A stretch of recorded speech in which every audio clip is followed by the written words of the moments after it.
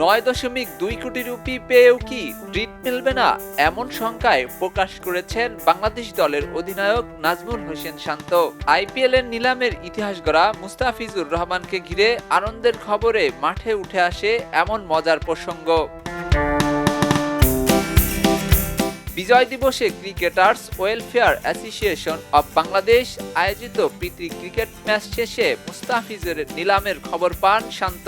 সংবাদ সম্মেলনে আনন্দের কথা বললেও ট্রিট প্রসঙ্গে ছিলেন বেশ সন্দিহান।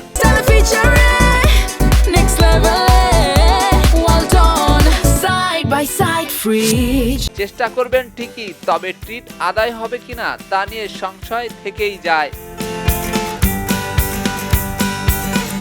এই হাস্যরসের আড়ালেই রয়েছে বড় খবর। আইপিএল এর নিলামে নতুন ইতিহাস গড়েছেন বাংলাদেশের পেসার মুস্তাফিজুর রহমান। 9.2 কোটি রুপিতে তাকে দলে নিয়েছে কলকাতা নাইট রাইডার্স। আইপিএল এর ইতিহাসে এর আগে কোনো বাংলাদেশি ক্রিকেটার এত বেশি দামে বিক্রি হননি।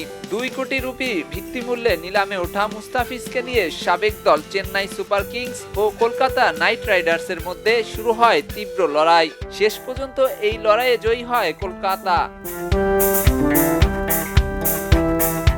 মাঠে যেমন পারফরমেন্স, তেমনি মাঠের বাইরে রসিকতায় দিনটিকে উপভোগ করেছেন নাজমুল হোসেন শান্ত।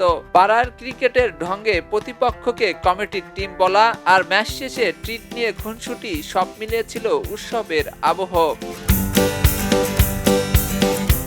সবকিছুর শেষে একটি বিষয় পরিষ্কার, ট্রিট মিলুক বা না মিলুক, মুস্তাফিজুর রহমানের এই রেকর্ড মূল্য বাংলাদেশের ক্রিকেটের জন্য নিঃসন্দেহে গর্বের এক অধ্যায়।